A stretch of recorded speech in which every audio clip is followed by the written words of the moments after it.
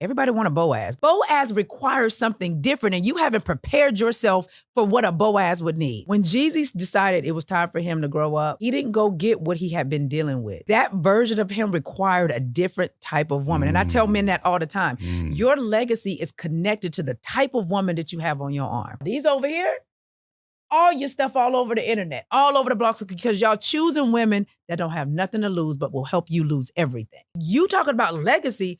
Legacy is built and the dynasty is built when you have a wise woman on your arm, not the candy. The candy is good to play with. They don't go get them kind because their legacy, they're looking at their children. They will sleep with you. They will slide in your DMs and all play with you. But when it comes time to choose, they're going to get something different.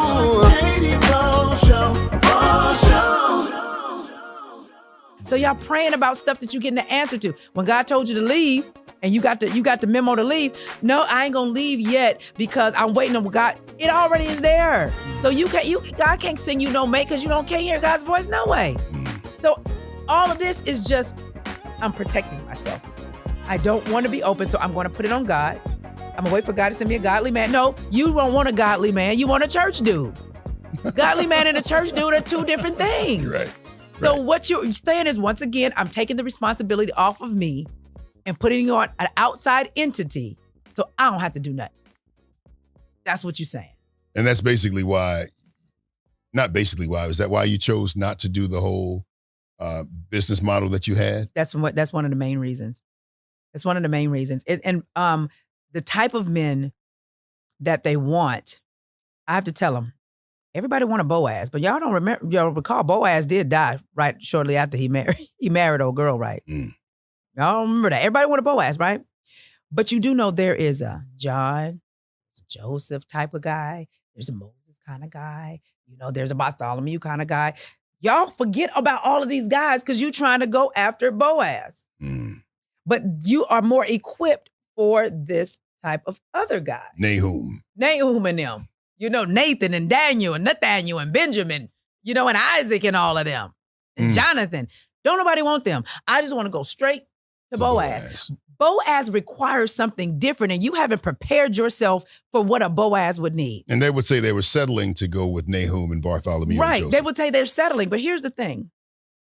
These high 6-figure income, 7-income dudes, y'all not even using the right bait to even attract them. You're not even in the places that they would go, and you don't even know what they need because you're so busy. I got my degree and I got all my stuff. They don't give a damn about that. Not one single one. It's like, okay, good. But now you see this over here. And I always use this as an example. When Jesus decided it was time for him to grow up and man up, he didn't go get what he had been dealing with. That version of him required a different type of woman. And I tell men that all the time. Your legacy is connected to the type of woman that you have on your arm. Look at Jeff Bezos. Look at Elon Musk. They all went through a divorce. It wasn't all over the internet with baby mamas and stuff. Those women understood the assignment. They chose women that, I'm not saying what may have happened in the marriage was right. But at least they chose wise women to know how to have some decorum and how to handle themselves in situations like that. Yeah. But no, these over here, all your stuff all over the internet, all over the blogs, because y'all choosing women that don't have nothing to lose but will help you lose everything. And when you understand that, legacy men, and that's probably why I deal with so many of the celebs and things and high earning entrepreneurs, because they don't know how to choose women. And it's like, you talking about legacy. Legacy is built and the dynasty is built when you have a wise woman on your arm, not the candy. The candy is good to play with, but you can't build with that. You can't build with that. So it's like, I hear men talking about what these women are, but look at what you're choosing. So let's look at your life. Let's look at why you keep choosing the same woman in a different body. Let's ask yourself, why am I trying to make an Instagram chick that got her ass and everything out on the internet for everybody every day? Why am I trying to make her wholesome? Why am I trying to make her loyal? Why am I trying to make her somebody that I can take in front of my colleagues and be proud of that? You choosing that. So you got to take, everybody got to take responsibility for what they're choosing. And the question becomes, for me, and what I ask all of the fellas is, let's figure out what's causing you to choose this. Your appetite has to change. Your palate got to change. Now that your palate changed, young Jeezy, we see what's going on over there. His palate changed. You know that's triggering, right? You know that's triggering. And it ain't necessarily because he picked another woman. He picked one that wasn't. Yeah. She wasn't black. With that, I'll have nothing to say on that part. Because even I would say the same thing if she was a black woman that was more of a had more class. You know, she was more. You know, she's not the typical video chick that you would think that these dudes rap about. They don't go get them kind because their legacy. They're looking at their children. They will sleep with you. They will slide in your DMs and all play with you. But when it comes time to choose, they're going to get something different. So whether it was Jenny Ma or another woman, a black woman that was like her, my commentary would be the same. Still the same, yeah. It's still the same. And so that's what men have to take ownership and say, why do I keep trying to make Candy legacy? I need to curb my appetite. I need to change my palate because this ain't getting me nowhere. And I remember one guy, very famous guy, he was asking me about the girl he was dating. He said, April, how do you get a woman to change? And we was on the phone for 3 hours. And how do you get a woman to change? What a hell of a question. That's what he asked. And he was giving me all the situation, everything was happening. I said, I got an answer for that. He said, how do you get her to see things and change? I said, you change the woman. What's out of place will be replaced. And that's the same advice that I give women. You change the woman because you can't change anybody. You change the woman.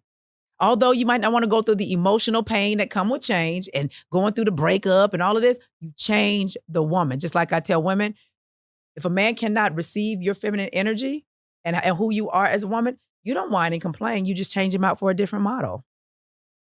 That's it. I think one of the reasons why, I think we talked about this earlier, one of the reasons why we in the collective sense, is because men, we stay because, hey man, I know the issue. Like I know you was raised this way. I know this and I know that. And so we will take the world and the weight of the relationship and we'll put it on our shoulder. And we'll just, that's what guys do. We'll just take the weight of it and say, I got it, man. It's cool. And be unhappy. And be unhappy. That's because you don't love yourself. Let me tell you something. I asked one dude this. He was telling me about his situation. And we gonna close because we've been here for you know we get to talking. I asked one dude. I said, here's how you know that. And I said, even if you don't say it to anybody else, be honest with yourself. Would you pick her again? Mm-hmm. And that speaks volumes. Mm-hmm. And that he was scared to say no. And that right there, I ask guys a similar question all the time when they're dealing with women. Because I said, you got to understand, women's brokenness and bitterness towards men, it didn't come out of nowhere. Somebody somewhere did something. So when I don't want no bitter woman, you played a part in her. If you ever lied to a woman, played her, cheated on her or anything, you played a part in how she feels. So everybody has to take ownership. So when I ask a guy, I'll say, so why did you choose her? Well, no, I asked this one guy in particular. He said, well, I'm rebuilding my life and I'm doing this and doing that. And he was on a date and the baby was running. That we were at a festival. A little 2-year-old was running. He found it. He said, he got the baby. And I said, here she is. I got the baby. Give him the baby. She said, oh my goodness, I'm on a date. I'm not used to dating anybody with kids. I said, oh, okay, so why are you dating no kids? He said, I'm getting my life back together and I'm building. And, I was homeless for a little while and this and that and the third, right? I asked him, I said, stop. I said, if you had your stuff together, would you choose her? He said, huh? I said, if you had your stuff together, would you choose her? He said, no. I said, leave her alone. I said, because what you're doing is whatever she's bringing to you, you're using her. And once you become a shiny quarter, you're going to leave her. You're going to leave her. Because right now you're a bronze penny. And she's good enough for where you are, but she's not good enough for where you're going. And you've already identified that. Dang. I said, so let her go. Because what you're going to do is going to create another bitter, angry black woman that y'all like to call us. But look at the role that you're playing in that. You would not choose her for where you going. Leave her alone. Don't use her to be your release portal. Don't use her to help you build. And then thank you very much. I'm going to go get what I really want. Even if they feel as though they know where you're going and they can help you get there. I say don't do it. Even if, I say don't do it. Because I'm picking you. This is a circumstantial situation. Yep. And women think that if they help you, that's loyalty. I tell women, if he ain't got his ish together on his own, don't help him do nothing. Amplify with the man that has the vision already. He's operating it. Okay, I get if it. he don't have his stuff together and he's building, leave that man alone unless y'all both are on the same building platform. I would never get with a man that's building and trying to figure it out because these are things you have to do for yourself. Now, I will amplify with you all day because you're coming with something to amplify. That's good. But I tell women all the time, potential go the hell out the door for me. You have to be living in your potential. You have to be walking in it. Forget a dream or have you woke up to live the dream. And that's where women are making a mistake. They see the potential, but nobody says you're going to wake up. He's going to wake up and decide to live that potential. You are putting what you see on him and he might not see that for himself. Yeah. I never advise that. Now, like my daughter, when, she was young, they was in college. Okay, that's different. But a grown individual talking about, I'm going to help him build, it's a no for me. It's a no. Yeah. Because all you're doing, he's going to end up despising you. And I can say it so passionately because that's what I did when I got married. I married somebody with potential and he hated me for it. In one of our last marriage counseling sessions, he told the counselor, I hate that everything that her hands touch turned to gold. Not realizing I'm doing what I do for our family so that you can see and you can take over. Because you want to have sex, but I don't know if the lights is going to go out. If the lights going to come back on when we finish, because you didn't have it together. Ooh. So you didn't like that I stepped in to make sure that things were straight because he didn't have any children. I had children. That's what we do. But then you mad because everything you say my hands touch turn to gold. Then put your hands on some stuff and make it turn to platinum. Wow. And so he didn't have a vision for his life. And I got with a man that I saw had great potential that never chose to wake up and live it. Never do it again. So you're in that space now where you are ready to be booed up. Yeah. You know what? Look how I got, look how the princess is talking now. Actually, yes, the answer will be yes. And I believe I've created a very dope life for myself. I created a life that I love. For me, I was in a relationship space. I enjoyed male company. I have, a lot of male friends that we can exchange dialogue and I can talk to them about things. We can go out to dinner, all that stuff, right? And now it's like, okay, you're happy with yourself. You're not looking for anybody to make you happy. They're there to add to your happiness and come into this wonderful world that I've created, and I come into the wonderful world that they've created. So I took the time to become a dope woman for me first, and I took the time to enjoy that. Not, okay, I'm a dope woman now. Let me go get a new penis. That wasn't it. It was, I'm a dope woman. Let me bask in this because I've never been this woman before. Because I know what it's like to be abused. I know what it's like to go through low self-esteem and abandonment and rejection issues. This is a new woman. I switched my identity. I want to enjoy this identity without it being attached to somebody else. What does this new woman need in a man versus what the old one needed? This is good. So even though you could be booed up or married, you said, no, I ain't over there right now. I was never pressed. So that's the question people ask me all the time. You do all of this, why you ain't married? Because unlike most, my reason for not being married is not because of the lack of quality options. Because they all there. However, it's the light flex for me. It was, just a little flex. that's not was my issue. It Yeah. was, I've switched my identity and I really enjoy me. Like, I really enjoy going on vacations by myself. I meet people everywhere I go. I enjoy finding what April like. Because you got to remember, I was a single mom I raised my kids by myself. I knew how to be the mother. I knew how to be the entrepreneur, the coach, the mentor, and everything else. But when I became an empty nester, Katie, I almost had a mental breakdown. Really? Because I didn't know how to be the woman. I didn't know what April liked. Because my whole life from the time I was 18 was centered around them cheering. So I knew how to be all of that. I knew how to go make the money. I knew how to go and make things happen and be the mom and be the counselor. I knew how to do that. I just didn't know how to be the woman. What does she like? Yeah, let me tell you something. The challenge with people that get married young is that what you just said. Especially if you started out with kids. Because you develop, like I came into mine, honestly, I was like 35. I caught a clue about what life was about, like all of that. I caught a clue. I'd already been making money. I'd already been doing well. I was a household name in many instances. But because you've been the man for a while. I came into mine at 35.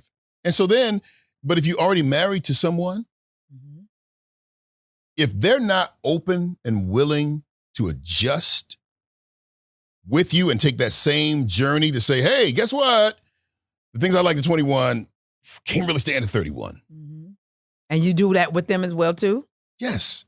It ain't gonna work if y'all not really willing to do that. So that was my thing. That's why when I became an empty nester, I lost it, Katie. I ain't even gonna lie to you. My daughter's husband, when they started dating and whatnot, and that joker picked out the ornaments for the Christmas tree and what it was gonna look like.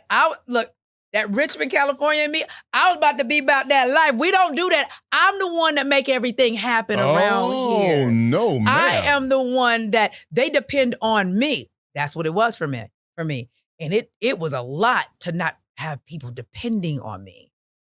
It was a lot to know that my daughter's, she has somebody now. The burden is lifted off of me. Oh, April. It was like, no, I was the matriarch of the family. This is how it goes down, right? Well, they're grown now. My youngest is 23. They make their own decisions. So they don't need me like that anymore. And I almost lost it because I'm like, well, what am I supposed to do? I'm all of this to the world. Everybody comes to me with their damn problems. Well, what am I supposed to do? I'm an empty nester now. I didn't date and I have a lot of men around my kids. My kids only saw me with one person throughout their entire life. Wow. So I put that part of my life on hold. What the hell am I supposed to do now? Who am I? And I had to go through that journey. And so although I can still teach and do what I do and be of service to other people, I still had to go through what I was teaching for myself. And now I'm at a place like, okay, I'm ready now. I'm ready for someone amazing now. People say, what kind of man you like? Somebody amazing that's going to treat me right. Yeah. There's no particular criteria. He can't be broke though. Because you say that out loud. People are like, well, no, he can't be broke. But ultimately, it's somebody that treats me kind, that treats me nice, that we are merging. Because I told you, I could never marry someone just because I like them or I love them. There has to be a merging of something. Whatever I bring it and he bring it has to complement each other for the bigger vision. Yes. If it's just, you don't have anything for me to amplify, it's like, okay. It's kind of a problem, yeah. It's a problem, yeah. And so, because that's how I'm wired and I know the type of man that I'm wired for. So when you understand it took me to figure that out. So when people come with she ain't got no man, no, you're right. Because I use my own stuff on me. So the man isn't the validator. Me becoming a better woman is the validator. Yeah. So this is good. But so now, I'm ready to settle down now. My daughter be like, Mama, your DMs be popping. I'm like, girl, that's be the DMs. But I heard it goes down in the DMs though.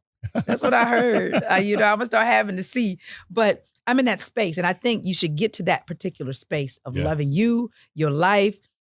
I don't need a man for anything. Yeah. So I can actually come in and get to know you because I don't need anything. Yeah. I don't need you to buy me no purses. I don't need you to buy me, no housings and cars. And you gonna do that. But I don't need you to do that. So I can come in as a woman who has everything, who wants for nothing and gets everything. I want to push back a little bit on that. And that's really the only thing I want to push back on before we get out of here. Why you got to say that at the end? Why couldn't you say that earlier? Right. I don't need him for anything. I don't. And that's a wonderful thing that I don't need him for anything. When I say I don't need him for anything, I'm saying it from the perspective of I'm not coming in looking at you other than for who you are, not what you can provide for me. That becomes secondary. Well, anything is inclusive of all and exclusive of nothing. Mm-hmm. So anything says you're here, to me, it says ornament. It doesn't say foundation. It doesn't say when you get into this space, it's going to be something that I needed. Like, no, well, see, that's because how you're taking it. I know I need. Well, that's what I'm saying. So help me understand it. Okay, so when I say a woman who wants for nothing gets everything. I need a woman. Let me throw that out there real quick. I need a woman. When you are whole within yourself, the need is a different type of need. Fair. Okay, that's fair. So enough. The old me needed somebody to validate her, and I was clean because I wasn't sure if I was good enough. The me that don't need you, I'm talking about I don't need you for my happiness. I don't need you for my livelihood. I don't need you for any of those things. But the things that I do need you for is me finding out who you are at your core. So I can come in with blinders off to see who you are as the man. Not, oh, he got a Bugatti. Oh, girl, he got this big house. Oh, girl, he make this amount of money. Those things don't move me. They're nice. That low-key turns me off a little bit, though. They're nice. They're nice things, and I'm proud of what you have been able to accomplish. However, that ain't mine. If you're trying to be mine. I know what you're saying. Oh, and I hear what you're saying. I'm going to say it a different way. Okay. So I'm great as hydrogen. Mm-hmm. You're great as oxygen. Mm-hmm. 2 parts of me and 1 part of you create something totally different that the world needs. It ain't never seen before. It's called water. You know what I'm saying? So I get it. Now it's making sense to me now. So it's not that I need anything to be better hydrogen. You don't need anything to be better oxygen. Exactly. But what I need you for is what we're going to create. Boom. Legacy dynasty. Yes. And change the world. Yes. And that's water. We're gonna make water. Exactly. That's what I'm saying. A woman who wants for nothing gets everything. And when I say that, I truly mean it because you can get to that space when you have created a life that you love. So you're not going after a man because you're in a needy space. And you put it like this. My last relationship. Don't need you to help me be me. I don't need you to help me be me. Yeah, that's good. I wholeheartedly agree. He was great at what he came in as Captain Save him. I had everything, my weekly allowance, all that good stuff, right? But I was in a needy place. And then what happens when you're in a needy place, you end up choosing somebody that you would have never chosen, end up dealing with stuff you should have never dealt with. Fast forward after we broke up, maybe 2 years go by, he kind of tried to slide through, go to visit. I was on a book tour in the city, go visit. I was able to sit there as a woman that didn't need him for anything to sustain her life. That shows up totally different. And 100%. I was able to see, would you have chose him if your ish was together? Ooh, and the answer was no. It was no. That's what I mean. I don't want nothing. I don't need you for nothing because I've done that part for me. But I need to see who you are at your core for the parts of me that does need you, which is the water. That's good. So that's what happened. And I was so proud of myself. I was like, hey, bro, you have really grown because you got with him because you had just lost everything. And here he come in, swoop in.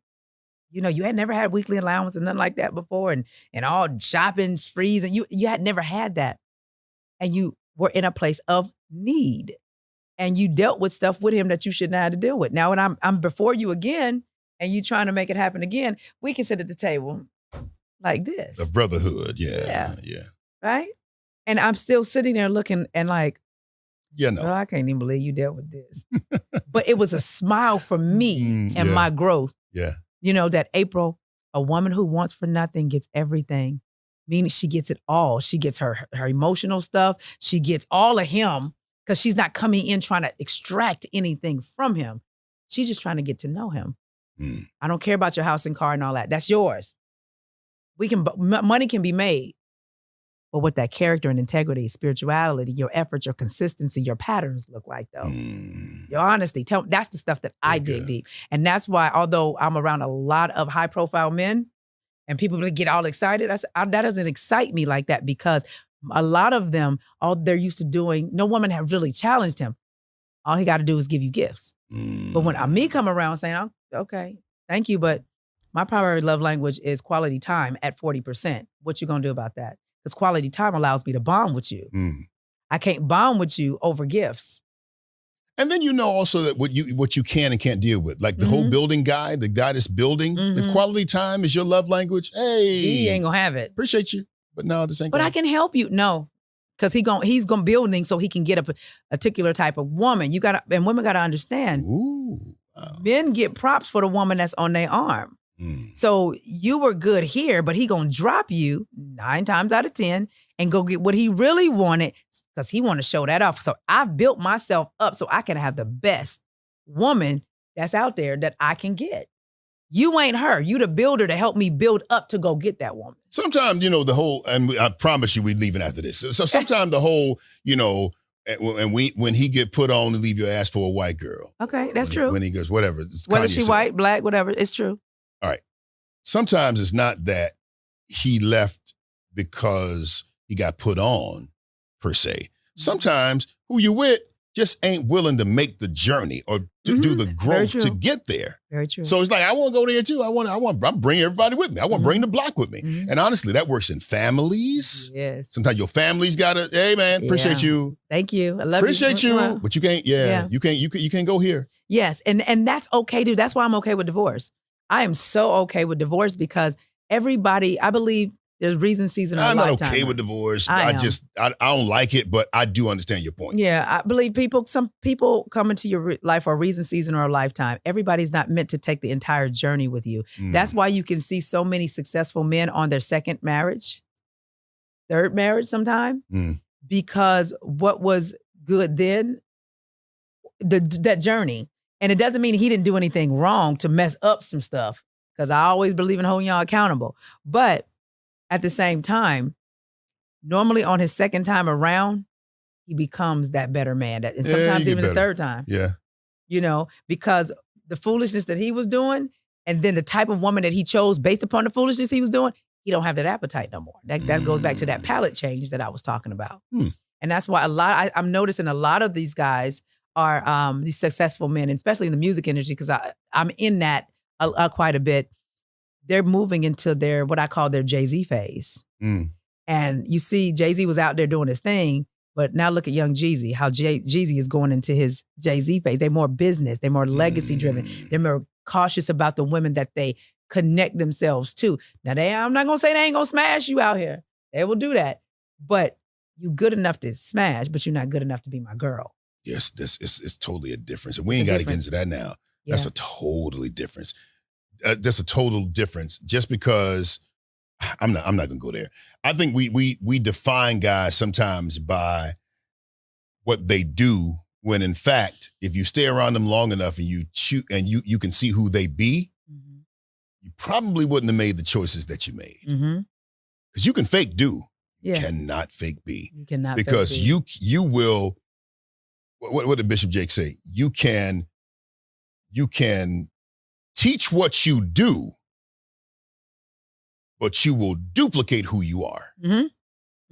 Because you don't have anything else. Yeah. There's nothing else for you to pull from. You don't even have a blueprint to be something different. That's why a person showing up with their representative, they know what to do. That's why they knew what to do to get you. But they don't know how to be their representative. So they will always go back and revert back to who they really are. So for the first 90 days, 6 months, you this representative, you so chivalrous and y'all this and that and the third. She beautiful, she ain't argumentative and all of this stuff. But who she is at her core, that mask gonna come off. But the killer is, people know how to give you the mask. So if you know how to give me that, why don't you know how to be that? Why won't you do the work to become that? That's good, because it's hard. Everybody won't change, but people don't want to make the changes. And it's always the emotional pain that comes with change. Nobody wants to go through that emotional part. And it's going to be, what do they call it? Cognitive dissonance. Yep. Everything you know is got to change. And so you're going to be fighting against yourself. I had to do it. I had to not date or anything for over 2 years because I had to dismantle all of the other person. I didn't like the results that she was getting. I had to make that identity switch. And that meant retreat. Well, you changed everything. You were a size 16, you said? Why? And I'm not trying to get you canceled. I'm not trying to get you blocked or cussed out. Why are our sisters okay with being so heavy? A lot of it has to do with emotions. Can I say that? Let me say this to you. May I say this to you in your face? Yes. Quite frankly, I mean, I love a little heft, you know. I call it a little fluffy. Yeah, I'm kind of, kind of on that side a little bit. But if it's not healthy, it's not healthy. It's not healthy. It's not healthy. And so my thing is, why are our sisters? I don't know if they're okay with that, but they make concessions for it. Okay, because they're not healing their emotions. This is what I mean. I was an emotional eater, and when you think about Disneyland, Six Flags, and things, when you go to places like that, they have nice food, they have good candy, food, things that make you happy. So when you're feeling down or whatnot, what do? You go to what makes you feel happy. A lot of times it's food. Many times it's food. And so I don't think it's not that they don't care. I don't think they know what to do. And what to do is to really dig into those emotions, because I used to eat when I got happy and eat when I got sad. Now, I'm still semi-emotional eater, but I change what I eat, right? Like alfalfa sprouts when you really sad? My kids, they come over, they be like, Ma, all you got is grass in this house. You know, bird seeds. You don't. Ain't nothing wrong with little grass either, though. I'm just telling you, all you got is these little things, little green grass, what they call it, devil's lettuce. I mean, I'm saying I ain't really been, against it too much. But my little candles done went out. Oh, we have really talked. But to answer the question, I don't think it's that they don't care. I think that they don't realize their emotional health is connected to the weight they're gaining. When stuff go wrong, not having the comfort of a man that they really want. So the comfort is food, not feeling loved and not feeling seen, not feeling heard. Well, that's why a lot of them go get little dogs too.